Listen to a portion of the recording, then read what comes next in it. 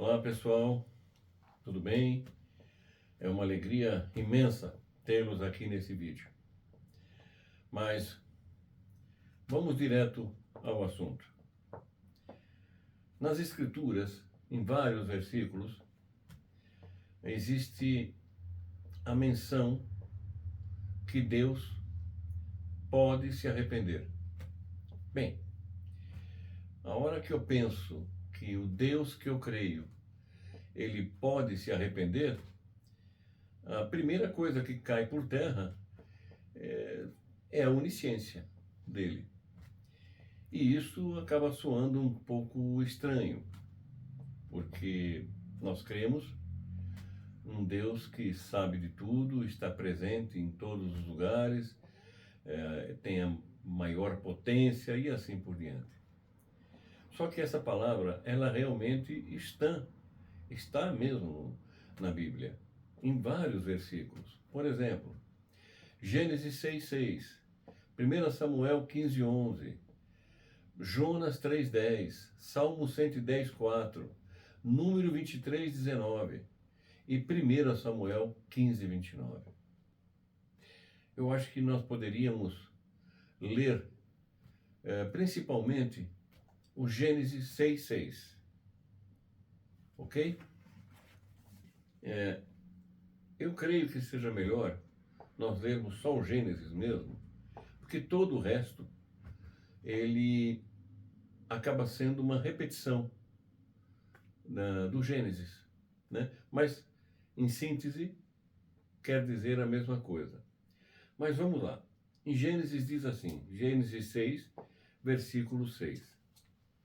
Então arrependeu-se o Senhor de haver feito o homem sobre a terra, e pesou-lhe em seu coração. Ora, como que um Deus que é o onipotente, onisciente, onipresente, pode se arrepender? Essa palavra, arrepender, nos leva à seguinte interpretação. Eu coloquei o homem e eu não sabia que ele ia ficar dessa forma, e aí eu acabei me arrependendo. Não está correta essa interpretação. Não está correta. Até porque, e vamos só ler agora só o 1 Samuel 15:29, ok?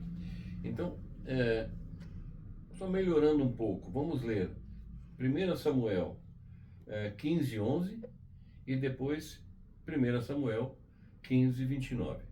O 15:11 diz assim: Arrependo-me de haver posto a Saul como rei, porquanto deixou de me seguir e não executou as minhas palavras. Então Samuel se constritou e toda a noite clamou ao Senhor. Já no 15:29 diz assim: Também aquele que é a força de Israel não mente, nem se arrepende, porquanto não é um homem para que se arrependa. Olha, aqui já tem um conflito, né? Que por um lado ele fala que se arrependeu de ter feito Saul, de ter entronado, coroado como rei Saul. Em Gênesis fala que ele se arrependeu de ter feito homem, mas quando chega aqui em Samuel 15:29, ele diz assim: ele não pode mentir, não pode se arrepender, porque ele não é homem. Claro, não é homem, ele é Deus. Então, essa situação de arrependimento fica um tanto quanto estranha.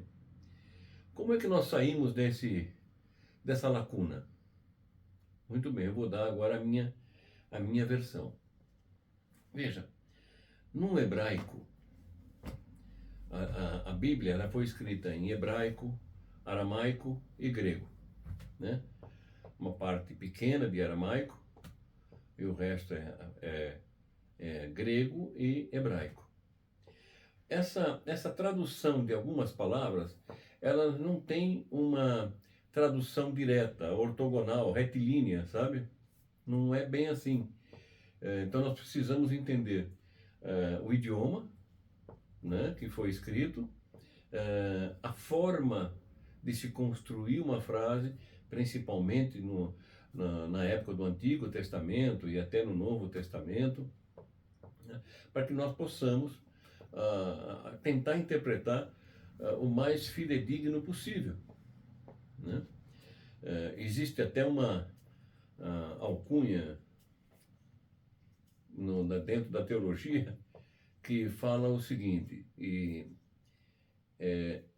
tradutore, traditore, ou seja, isso é em italiano, tradutor, traidor. Por quê? Porque é difícil ele poder colocar em tantos outros idiomas uma tradução perfeita.